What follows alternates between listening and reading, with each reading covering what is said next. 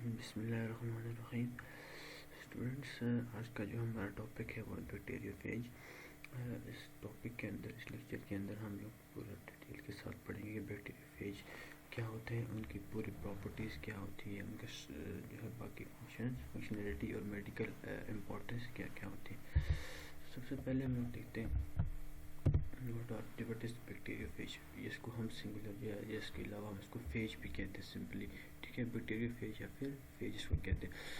तो डेफिनेशन के अंदर हम लोग चाहते हैं कि ये जो है वो ऑब्लिगेट इंट्रासेलुलर पैरासाइट है that can multiply infect bacteria by making use of some or most of the bacterial synthetic machinery।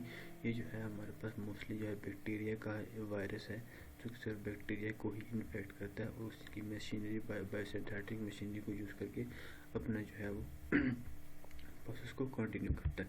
इसको हम लोग क्या कहते हैं, bacteriophages are viruses that can only infect और डिस्ट्रॉय बैक्टीरिया। ये सिर्फ जो है बैक्टीरिया को ही इन्फेक्ट करते हैं या उनको डिस्ट्रॉय करते हैं। थर्ड हम लोग ये इसके बाद ये कहते हैं कि they have also been referred to as bacterial parasites. भी हम लोग इसको कहते हैं। वो जो है ईच जो फेज की टाइप है वो जो है उसकी स्टेन जो अलग से जो है हर टाइप का जो हमारा बैक्टीरिया है उस बैक्टीरिया की टाइप के ऊपर डिपेंड करता है कि इसकी फेज की टाइप जो है वो भी हर एक बैक्टीरिया के लिए डिफरेंट होगा। फॉर एग्जांपल, अब एक टाइप का जो हमारे पास फेज है या बैक्टीरिया फेज है वो सिर्फ किसी एक ही जो है बैक्टीरिया को ही इन्फेक्ट करेगा, दूसरी जो बैक्टीरियल स्पीशी है उसको इन्फेक्ट नहीं कर सकेगा, ठीक है। नेक्स्ट हम लोग देखते हैं कि सिग्निफिकेंस क्या होती है हमारे पास बैक्टीरियोफेज की, क्योंकि तो इसकी सबसे मोस्ट इम्पॉर्टेंट सिग्निफिकेंट आती है which is model for animal cell virus, ठीक है। ये जो है जो हमारे एनिमल सेल्स के जो वायरसेस होते हैं उनके लिए एज अ मॉडल हमारे पास हम इसको यूज़ करते हैं। तो जो है जीन ट्रांसफ़र इन बैक्टीरिया के अंदर जो हमें जीन ट्रांसफ़र होती है उसके अंदर भी हमारे पास बहुत ज़्यादा जो है ये इसकी इम्पोर्टेंस आती है। थर्ड वन हमारे पास इसकी इम्पोर्टेंस आती है मेडिकल एप्लीकेशंस में, जिसके अंदर identification of bacteria, for example phage typing etcetera. Then treatment वगैरह के अंदर भी ये हमारे पास जो है वो ज़रूरत आता है, ठीक है। नेक्स्ट देखते हैं बैक्टीरियोफेजेस की क्लासिफिकेशन जो है वो based upon two main types के ऊपर हम लोग इसको जो है वो क्लासीफाई करते हैं। सबसे पहले जो है फेज मॉर्फोलॉजी, या मतलब कि उसकी shape. Second one is nucleic acid properties, कि जो उसकी न्यूक्लिक एसिड प्रॉपर्टीज़ हैं उसकी बेस के ऊपर, फॉर एग्जांपल ये जो हमारे पास फेज है उसके अंदर DNA है या RNA है, उसकी बेस के ऊपर हम इसको आइडेंटिफाई करते हैं या सेपरेट करते हैं। At present there are about 5000 bacteriophages which have been studied by electron microscope, और इसको जो है 13 जो है वायरस फैमिलीज के अंदर डिवाइड किया गया है।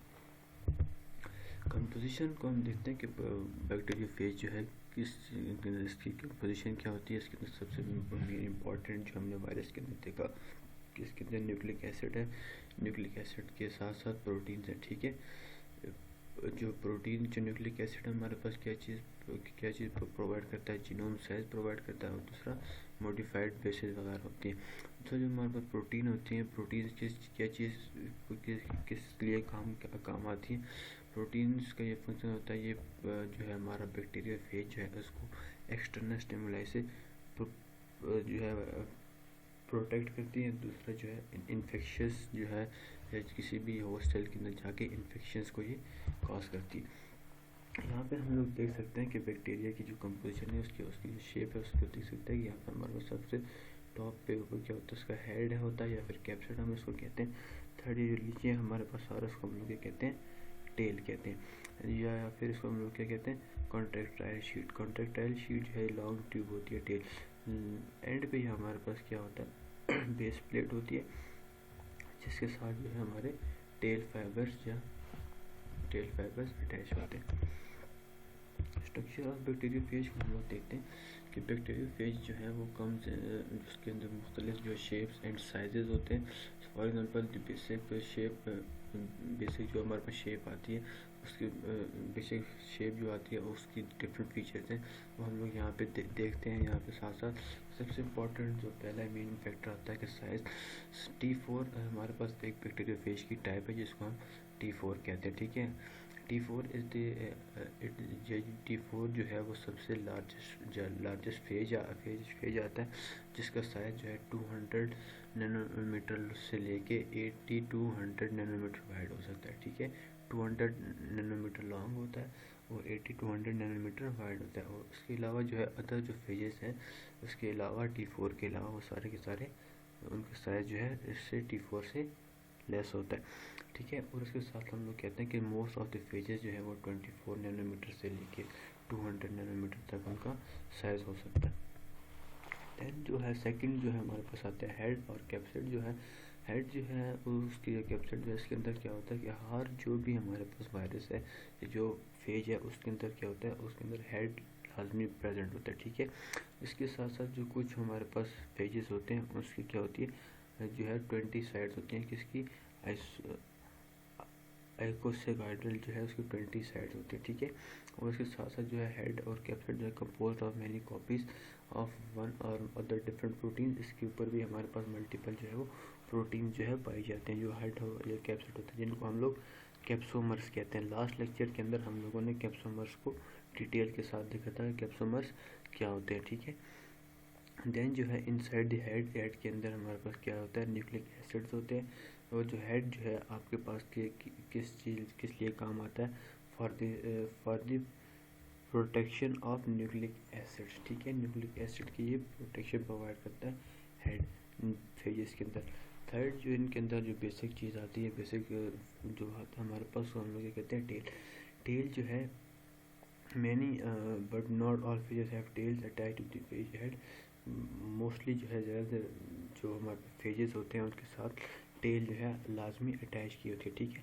टेल जो है हॉलो ट्यूब लाइक चीज़ होती है जिसके थ्रू जो है फेज जो है अपना न्यूक्लिक एसिड को जो है इन्फेक्शन के दौरान ट्रांसफ़र करता है, ठीक है। The size of the tail can be vary from phages to phages. Different types के अंदर जो है साइज जो है टेल का वेरी कर सकता है। इन्फेक्शन इन होस्ट सेल, ये इन होस्ट सेल के अंदर जाके इन्फेक्शंस किस तरह से काज करता है, उसके मल्टीपल जो है वो वेज हैं, उनको हम यहाँ पे डिस्कस करते हैं। सबसे पहला जो हमारे पास वे आता है उसको हम लोग क्या कहते हैं, एडसॉर्प्शन। देन जो है irreversible attachment, and the third one is sheet contraction, and last one is nucleic acid injection। सबसे पहले जो हमारे पास टाइप आती है for the infection of bacteriophage, जिसको हम लोग क्या कहते हैं, एडसॉर्प्शन। एडसॉर्प्शन हमारे पास ऐसी टेक्निक है जिसके अंदर कोई भी बैक्टीरियोफेज जो है वो दूसरे किसी बैक्टीरिया के साथ जाके अटैच हो जाता है, ठीक है ना जी। देन इन दिस स्टेप के अंदर क्या करता है, इन्फेक्शन जो है वो फेज दूसरे सेल के साथ डायरेक्टली जाके अटैच हो जाता है, ठीक है। और ये जो है टेल फाइबर जो होती हैं, जो उसकी बेस प्लेट के साथ जो उसके टेल फाइबर होते हैं उसके साथ जाके जो है बैक्टीरिया के साथ अटैच हो जाता है। और इसके साथ साथ जो है कुछ जो हमारे पास फेजेस ऐसे हैं जिनके साथ जो है वो टेल फाइबर्स नहीं होते, तो ये वो जो बैक्टीरिया फेजेस होते हैं वो भी यही वाली टेक्निक यूज़ करते हैं, एडसॉर्प्शन वाली, जाके जो है बैक्टीरिया के साथ अटैच हो जाते हैं और अपना जेनेटिक मटेरियल जो है उसके अंदर ट्रांसफ़र कर देते हैं। देन जो है टेल फाइबर जो होते हैं वो अटैच होते हैं डिफरेंट जो है बैक्टीरिया की सेल वॉल की प्रोटीन्स के साथ, डिफरेंट जो हमारे पास सेल वॉल के जो प्रोटीन्स होते हैं उनके साथ जाके जो है वो अटैच हो जाती है, ठीक है। जिसके बाद जो है हमारा बैक्टीरियोफेज जो है उसी होस्ट की जो प्रोटीन्स होती है उन्हीं को ही यूज़ करके बैक्टीरिया के अंदर अपना जेनेटिक मटेरियल को ट्रांसफ़र कर लेता है, ठीक है।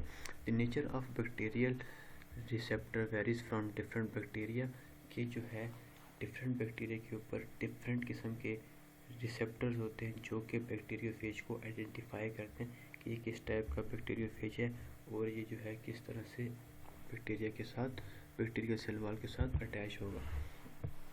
तो सेकंड टाइप हमारे पास आती है इर्रिवर्सिबल अटैचमेंट। इर्रिवर्सिबल अटैचमेंट के अंदर क्या होता है कि हमारा जो बैक्टीरियोफेज जो है वो जाके सीधा the attachment of bacteriophage to the bacterium while the tail fiber is a weak one and is reversible. ठीक है, ये जो जो प्रीवियस हम लोगों ने पढ़ा कि वो जो है टेल फाइबर के लिए जब वो अटैच होता है वो वीक बन होता है और रिवर्सिबल होता है। उसके लिए ज़रिए क्या होता है कि आपको जो जेनेटिक मटेरियल बैक्टीरियोफेज ने जो है वो बैक्टीरिया के अंदर इंसर्ट किया था वो जो है रिवर्स हो सकता है। लेकिन ये जो इरिवर्सिबल अटैचमेंट है इसके अंदर इस तरह का कोई भी कंसेप्ट नहीं होता। Irreversible binding of phage to a bacterium is mediated by one or more components of the base plate. इसके साथ क्या होता है कि सिर्फ जो है टेल फाइबर्स ये अटैच नहीं होते, बाकी जो कंपोनेंट्स होते हैं टेल फेज बेस प्लेट के साथ वो भी जाके एड्स के साथ अटैच हो जाते हैं, जिसकी वजह से जेनेटिक मटेरियल का ट्रांसफ़र होता है। फेजेस जो लेक करते हैं बेस प्लेट्स को have another ways to becoming tightly bound to the bacterial cell. ऐसे फेजेस जिनके साथ जो है बेस प्लेट्स नहीं होती, वो जो है अदर दूसरी किस्म के जो है वेज को यूज़ करके बैक्टीरियल सेल के साथ टाइटली बाउंड हो जाते हैं, जिसकी वजह से जो है वो आपका जो प्रोसेस होता है वो इरिवर्सिबल होता है। इससे आपकी जो जेनेटिक मटेरियल होता है बैक्टीरियोफेज का वो रिवर्स नहीं हो सकता। थर्ड वन हमारे पास जो टेक्निक आती है ट्रांसफ़र ऑफ जेनेटिक मटेरियल या इन्फेक्शन, उसकी क्या आती है शीट कॉन्ट्रैक्शन। जो बैक्टीरियोफेज की जो शीट होती है उसी कॉन्ट्रैक्शन के साथ जो है हमारे पास बैक्टीरियम जो है बैक्टीरियोफेज जो है अपना जेनेटिक मटेरियल ट्रांसफ़र करता है। Irreversible binding of phage to the bacterium results in the contraction of sheet।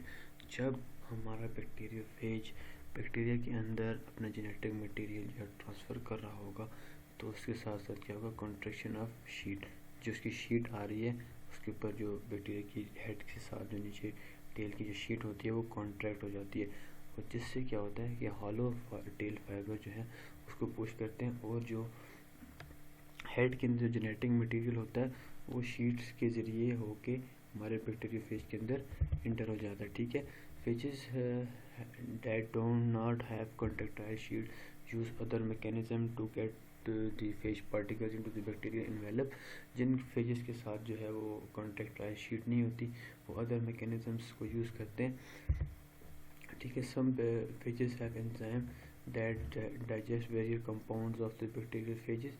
कुछ जो फेजेस हैं उनके साथ जो है वो डिफरेंट एंजाइम्स होते हैं जो कि जो है बैक्टीरियल एनवेलप को जो है खुद ही डिस्ट्रॉय कर देते हैं। जब वो बैक्टीरियल एनवेलप डिस्ट्रॉय हो जाता है तो जो है ये खुद जाके वहाँ पे अटैच हो जाता है और अपना जेनेटिक मटेरियल वहाँ पे ट्रांसफ़र कर देता है। यहाँ पे हम लोग देख सकते हैं सिंगल जो है बैक्टीरियोफेज है, लेकिन जब ये अपना जेनेटिक मटेरियल को जब ट्रांसफ़र कर रहा है तो इसकी शीट जो है वो कॉन्ट्रैक्ट हो रही है। यहाँ पे आप लोग देख सकते हैं ये लॉन्ग शीट है, लेकिन यहाँ पे जो है ये कॉन्ट्रैक्ट हो रही है और ये जिसके जेनेटिक मटेरियल है ये येलो वाला जो हम यहाँ पे देख सकते हैं ये ट्रांसफ़र हो रहा है, यहाँ से बाहर जा रहा है, हेड से होता हुआ शीट से होता हुआ बाहर की तरफ जा रहा है।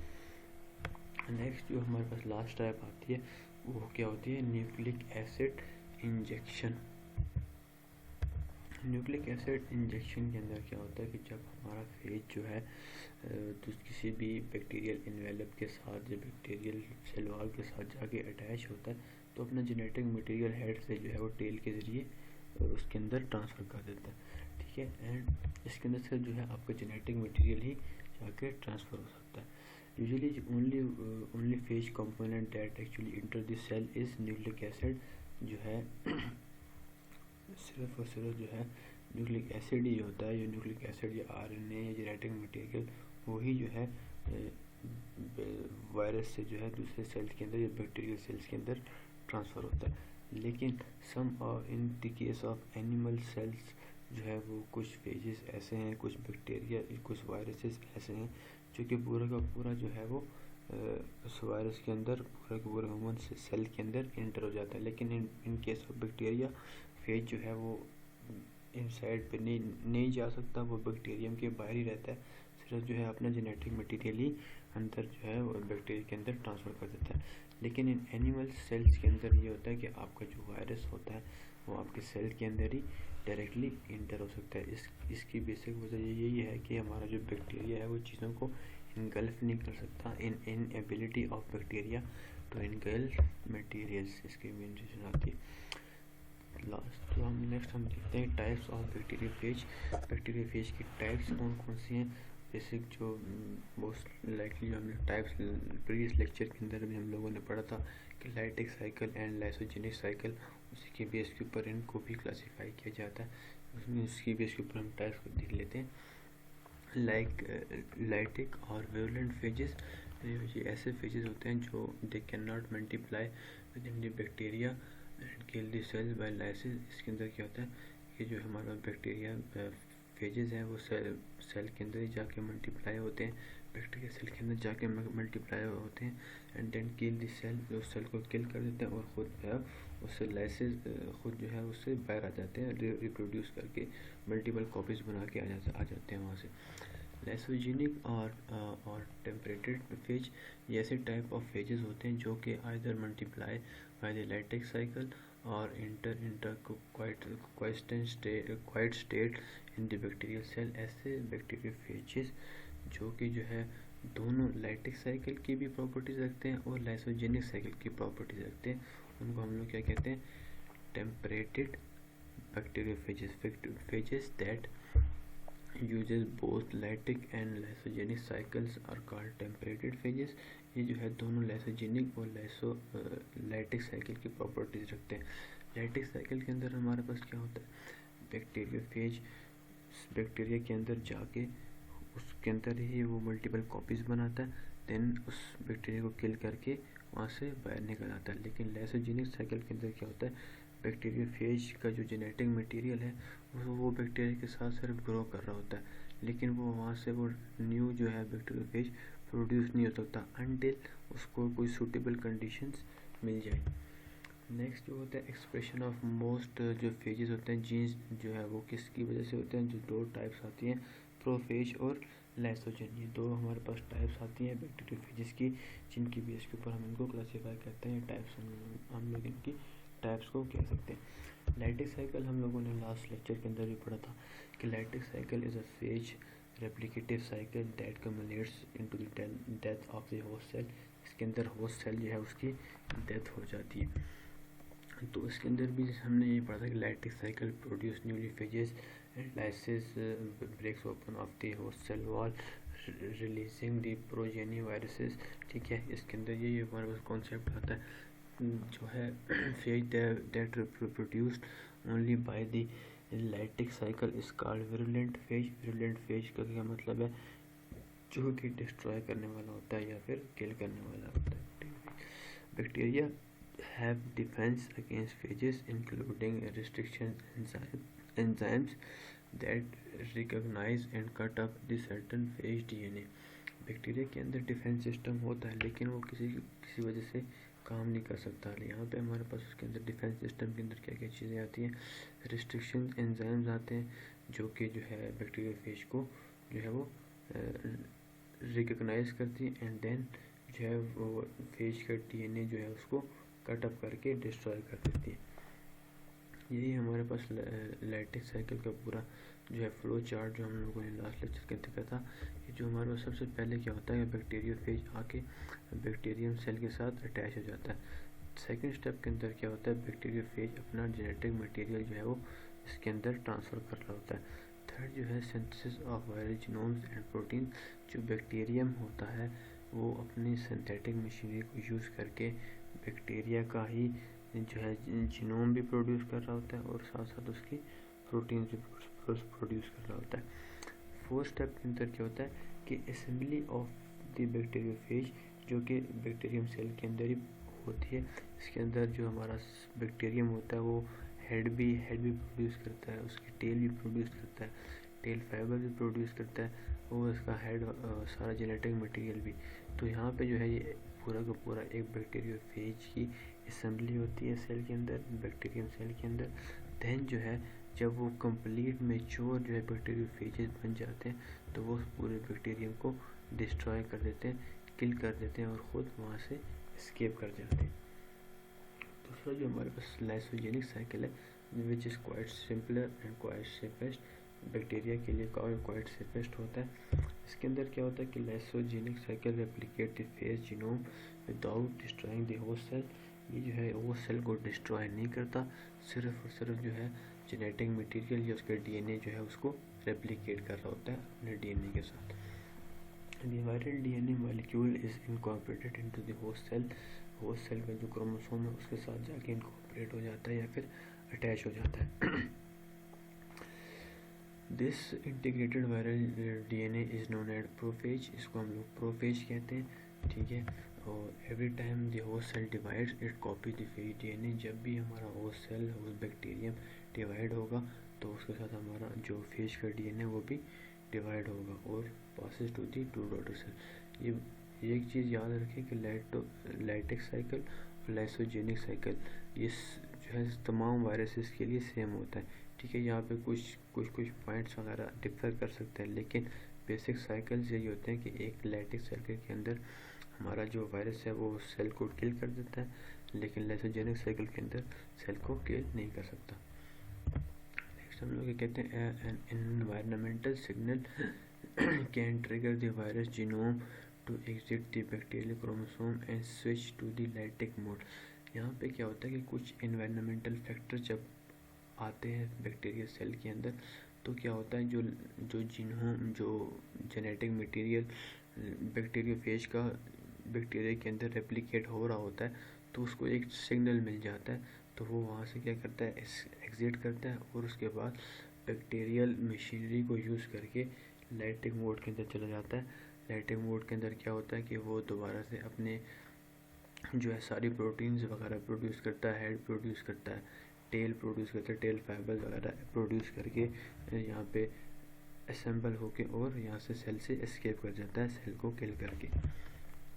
यहाँ पे हम लोग देख सकते हैं कि लाइसोजेनिक साइकिल के अंदर जो है वो जब बैक्टीरियल फेज ने अपना डीएनए इसके अंदर ट्रांसफ़र किया यहाँ पे, तो वो आगे जाके जो बैक्टीरियल डीएनए था उसके साथ जाके अटैच हो गया ये ब्लू वन। देन जब बैक्टीरिया फेज जो है या बैक्टीरिया रेप्लिकेट करेगा या डिवाइड होगा तो दोनों जो उसके डॉटर सेल्स होगी उन दोनों के अंदर बैक्टीरियल जो है वायरल जीनोम प्रेजेंट होगा।